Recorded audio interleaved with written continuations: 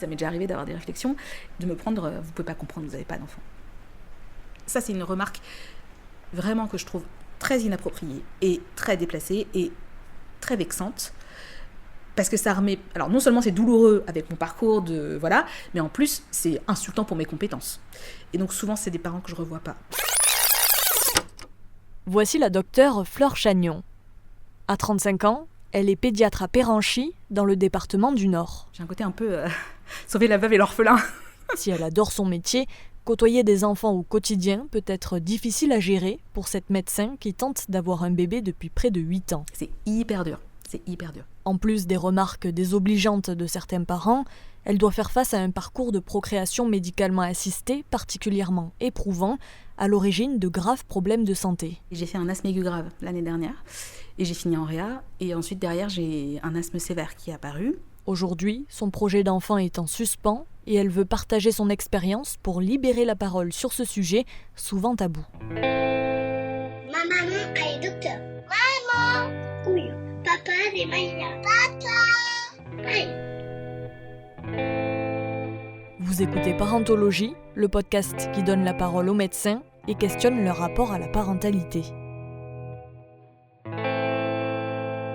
Épisode 2, le parcours d'une pédiatre combattante. Première partie.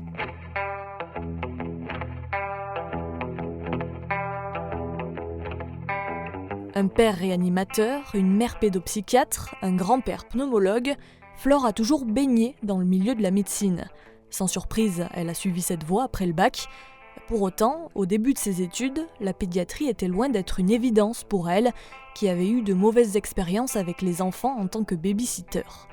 Au fil des stages et des rencontres, elle a fini par avoir un coup de cœur pour la spécialité et a même décidé de se surspécialiser en pneumologie et allergologie pédiatrique.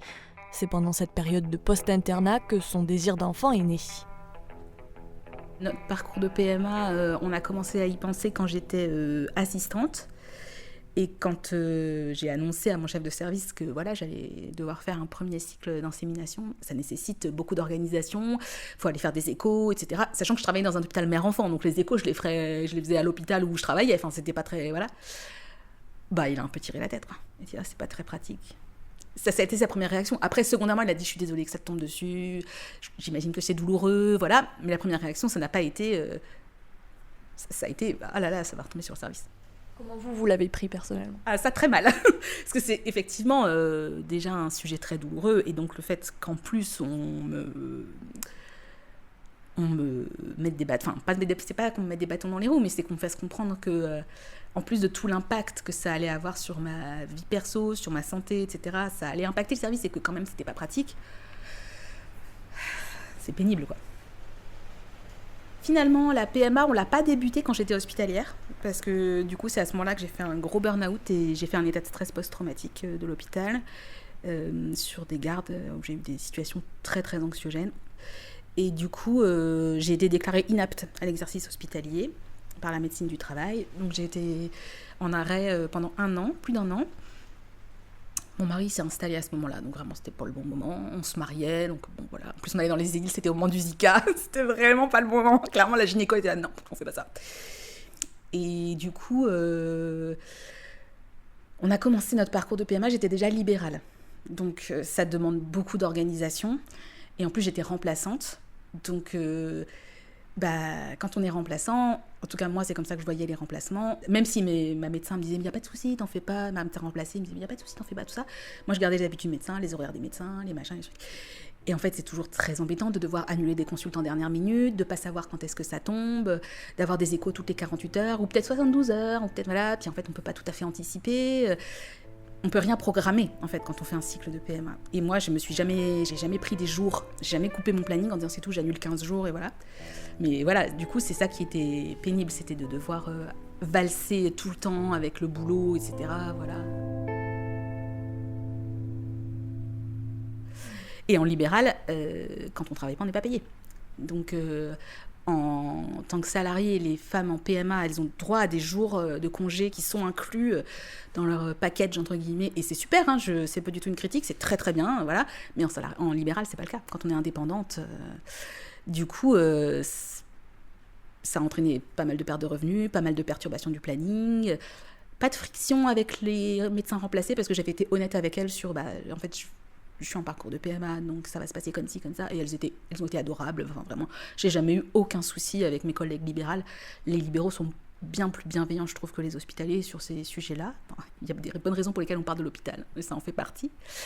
Et voilà, mais vis-à-vis des patients, c'était pas super. Vis-à-vis des secrétaires, c'était pas super. Du coup, souvent, je décalais les rendez-vous, donc je sautais ma pause déj pour réussir à caser tout le monde, tout ça. Donc c'était pas... Ça, c'est le côté vraiment pénible, en plus du fait que la PMA, c'est épuisant. Quand on est médecin, en plus, on connaît toutes les complications. Donc, quand on est médecin, quel que soit... Il y a 2 types de médecins. Il y a ceux qui imaginent toutes les complications possibles, voilà, et il y a ceux qui sont la tête dans le sable et qui veulent rien voir et qui s'imaginent qu'ils sont jamais malades et qu'il leur arrive rien et qu'ils sont dans le déni. Je pense qu'on a tous les 2 facettes. Mais en tout cas, pour la PMA, moi, j'étais sur le côté... il peut m'arriver telle complication, ça peut être horrible, je peux mourir, voilà, ça, c'est... Même si j'avais des gynécos très rassurantes, c'était parfois un peu anxiogène, quoi. Et au début, mon mari, qui avait beaucoup moins mûri que moi sur cette question-là, parce que je pense que sur la question, les hommes le vivent pas dans leur corps, donc ils l'appréhendent très différemment, n'était pas très soutenant. Il se rendait pas trop compte de ce que ça impliquait pour moi. Donc, je me suis pris un jour une remarque, on avait un prélèvement à faire et une insémination. Donc, je lui ai dit, l'insémination, ce sera tel jour et tu dois être là. Et il me dit, ah non, mais tel jour, ça m'arrange pas. D'accord, mais c'est pas moi qui choisis, dis-le à mes ovaires, c'est pas moi qui choisis. Et donc, voilà, c'est des petites phrases qu'il a sorties, ou en plus, quand il s'est sorti, après, il a voulu la ravaler, genre, pardon, c'est pas ce que je voulais dire, c'est trop tard, voilà. Donc, je portais un peu tout, c'était vraiment des périodes difficiles.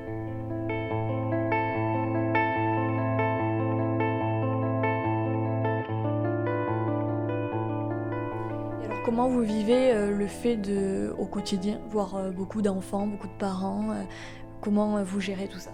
C'est hyper dur. C'est pour ça que je me suis pas installée en pédiatrie générale. Moi, j'ai fait 1 an de remplacement en pédiatrie générale, c'est-à-dire du suivi de l'enfant tout venant, sain ou pas, malade ou pas, mais voilà, de l'enfant tout venant. J'ai adoré, j'ai remplacé des pédiatres qui étaient absolument géniales, avec des patientèles très variées, mais adorables. J'ai vraiment adoré la pédiatrie générale, mais ça me rappelait tout le temps que je n'en avais pas. Et voir des enfants tous les jours, des nouveau-nés tous les jours, c'était horrible. Parce que les pédiatres, on voit surtout des petits, on voit surtout des enfants de moins de 2 ans. Et du coup, c'était terriblement difficile. Mon mari, c'est hyper dur pour lui aussi parce que il aimait pas du tout la pédiatrie au début de son internat et il s'est mis à beaucoup aimer la pédiatrie. Mais comme je suis pédiatre, c'est facile pour lui d'avoir réponse à plein de questions. Le soir, il peut me poser des questions. Du coup, il adore la pédiatrie, il fait beaucoup de pédiatrie et pour lui aussi, c'est très dur. Mais moi, particulièrement, je fais que ça, quoi. Je voyais que des enfants, et donc quand il s'est agi de m'installer, j'ai beaucoup réfléchi à est-ce que je veux faire de la pédiatrie générale ou est-ce que je veux faire de la pneumopédiatrie. Il y avait des arguments pour et contre dans les 2 cases, mais l'argument qui l'a remporté, c'était que c'était trop dur avec mon désir d'enfant et la PMA de continuer de voir des enfants. Et des enfants qui vont bien, des mamans, enfin voilà, écouter une maman se plaindre toute la journée que il dort pas, il fait ses dents, il est malade. En fait, il y avait vraiment des parents où ils n'étaient pas prêts à devenir parents.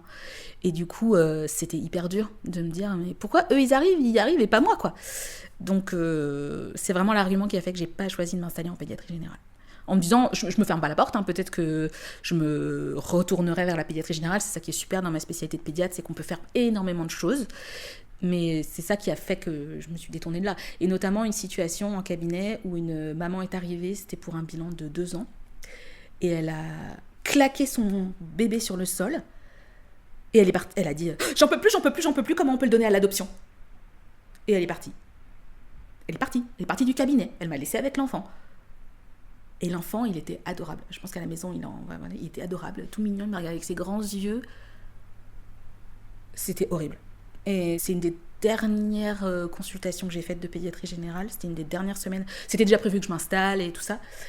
Mais j'avais pas encore complètement arrêté mon choix sur pneumo ou PEDG ou l'un et l'autre. On peut aussi faire du 50-50 et voilà. Et j'ai dit, ah ben non, c'est pas possible. Et vraiment, elle est partie, cette maman, quand elle est revenue quand même finir la consultation. Et j'en ai chialé après la consulte. Vraiment, c'était terriblement difficile. Et donc, ça m'arrive quand même rarement de pleurer après des consultes. Ça m'est arrivé très rarement de pleurer sur des situations. Ça m'est arrivé de pleurer sur des situations où j'étais en empathie avec les parents, où c'était hyper dur pour eux, et voilà. Mais c'est la seule fois où mon désir d'enfant, le parcours de PMA et la pédiatrie ensemble, tout ça m'a fait pleurer.